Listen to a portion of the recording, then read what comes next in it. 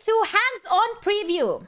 Almost 12 years after the beloved original, Space Marine 2 seems to be building upon everything that made Space Marine exciting, satisfying, and bloody brutal. Warhammer 40,000 Space Marine 2 is a game I've been clamoring for since playing as our stoic Captain Titus way back in September 2011. I was a Warhammer fan before Space Marine, and if anything, I'm an even bigger one now. See, the thing is that you were a Space Marine, Warhammer fan.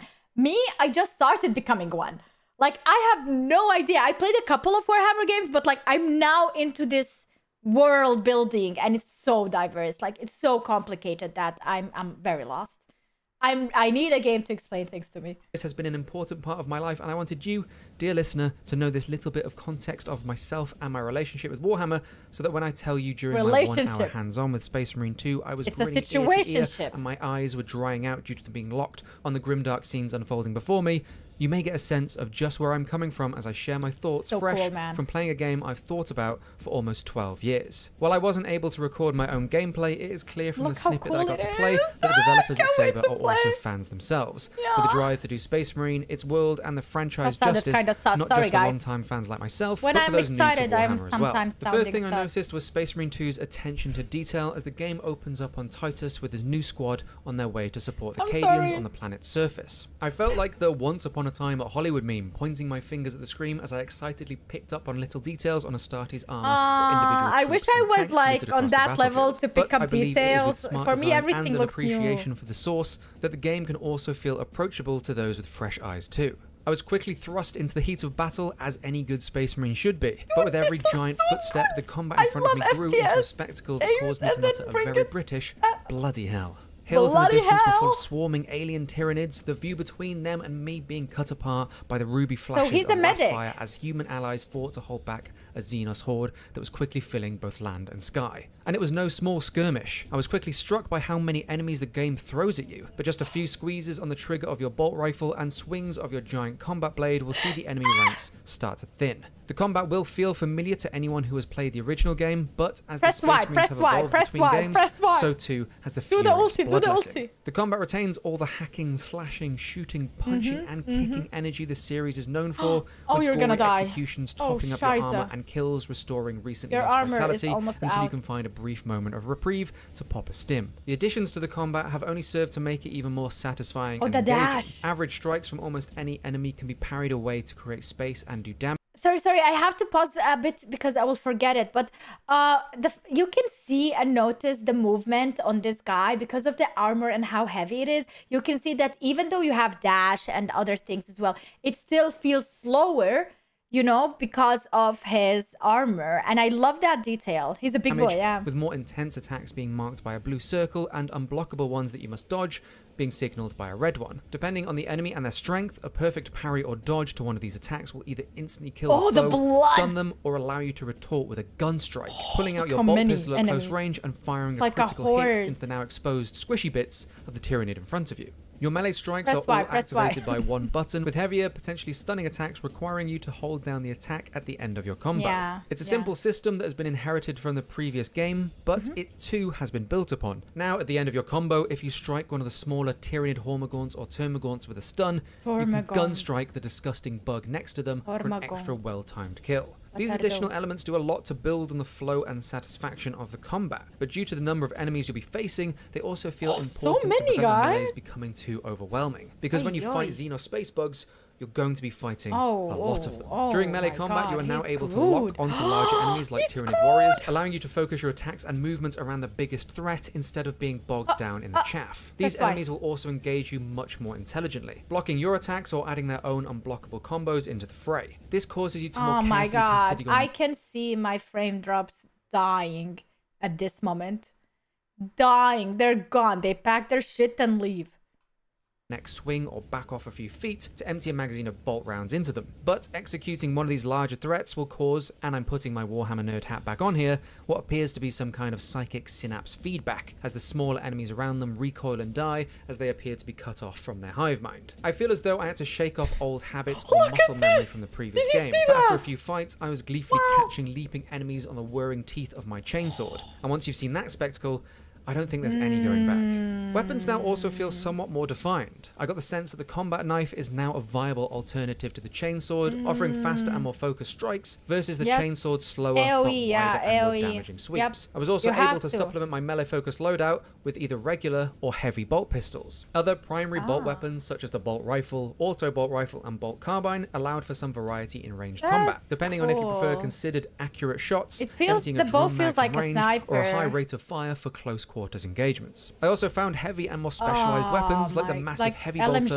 or the close range superheated melter gun capable of incinerating a corridor of Tyranids in just a few shots of retina burning heat and color. While I have no doubt more of Warhammer 40,000's arsenal will appear in the final release of the game, I was nonetheless there is no friendly fire. That guy just walked in front of him. Awesome. Especially when it comes to the family of bolt weapons, kill my friends in the game. That are iconic to the franchise. I did find myself switching between weapons frequently, sometimes adapting to the varying environment of an open field or a claustrophobic corridor, but also because of the scale and intensity of the battles I was fighting through and the demands they were placing upon my munitions. Tyranid swarms are called just that for a reason, and oh dang did I feel swarmed. One moment from the preview had me holding a piece of high ground outside of a bunker with Imperial Guard allies. As I readied myself, a dozen Tyranids appeared in view almost instantly. This reminds me of World War Z. That scene in Jerusalem with the wall and then all the zombies like literally overpowering the whole wall. Followed by hundreds more. The scurrying mass was so dense that it was hard to see any individual enemy other than the larger elite Tyranids, meaning that the only option was to fire into the bulk of the horde in an attempt to thin them out. While I did feel the frame rate struggle a bit in moments like this, it is a preview build of the game, I so told many you of the these frame things may rates still are going to be a problem. A few stutters did very little to sour my enjoyment or the spectacle. Wait. The same studio actually made World War Z game? I knew it. They had the same idea, Quickly, however, they had started to form a foul Xenos pyramid against the walls in a World War Z-esque attempt to scale our defenses, with the organic living ladder only being disrupted. This guy is literally repeating what I'm saying. You just mentioned the FPS rate drop on those, and now he mentions World War Z. My gosh, I'm so good at reviewing things, bro. By sustained fire or a satisfying I did not pre-watch it. I swear. I'm just my brain connects things. I love it. And many others that I experienced in this preview had a similar tone. The number of enemies the game sends your way, with some attacking from range while many more close into attack, leaping onto your armor as they make attempts to claw their way into your metal shell, makes some of the skirmishes feel overwhelming. Press Y. But when that sensation creeps in, the game is quick to remind you that you're a damned space I want to see your And so far, this game does a great job at making you feel like one. Everything from the way the human troops react to your presence to the thunder of both your footsteps and your firearms feeds into that sensation. The only thing Something that stuck out to me from the original Space Marine is how it feels to play as a superhuman Astartes, and Space Marine 2 only builds on that fantasy. There is a good sense of the scale and weight of a Space Marine as you tower over look how bigger you are than humans. Charge into enemies emerging and so drenched slow in too. gore. Meanwhile, taking damage will cause your armor to spark, all these hobbits. and heat can even be seen venting from your power packs. Your allies only add to the invincible aura that surrounds a Space Marine. While the game is playable in 3-player co-op, playing solo will have those roles filled by the AI. Surprisingly, they were much more useful than I expected, only getting stuck on the environment once or twice. So you're trying to tell me playing with AI is going to be better than playing with my friends because they're going to be more useful either way. Yeah, my friends are usually not really useful in video games. I sometimes I play with them and then I think, I wish that was an AI. Active in combat, but also have their own abilities, such as scanning Just kidding, I love you guys. and can support in a pinch by picking you up off your feet should you get downed in combat. The game is also a visual treat to behold, both in graphics and spectacle, but also in a pretty disgusting way. The Grimdark universe offers little in the way of serene forests or this is what I wanted to say. Like the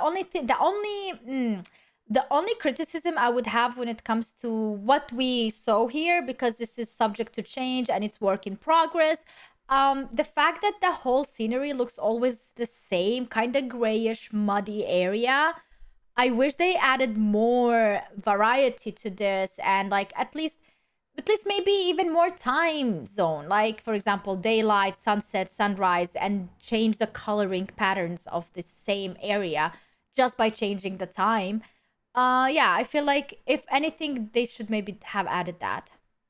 Sunsets, but from the dank swamps littered with pile of dead Xenos, oppressive corridors lit by bolt and muzzle flashes, as well as other locations and battles, the fidelity of the characters, and finer details on the weapons and armor, it's also shaping up to be a damn fine looking game. While it is still early days, Space Marine 2 is shaping up to be the game I wanted it to be. I can't recall the last time I came away from a preview so hungry for the next helping of a game. Yeah. I hope the rest builds on this impressive first impression that this preview has left me with, but as a Warhammer fan of nearly 20 years and a huge fan of the previous game, that grin I mentioned at the start of this preview is still on my face as I share these final thoughts. Me too. Heck, while I prefer my I'm Space Marines wearing excited winged for helmets this. and forest green, this game almost makes me want to paint Ultramarines. Such a geek.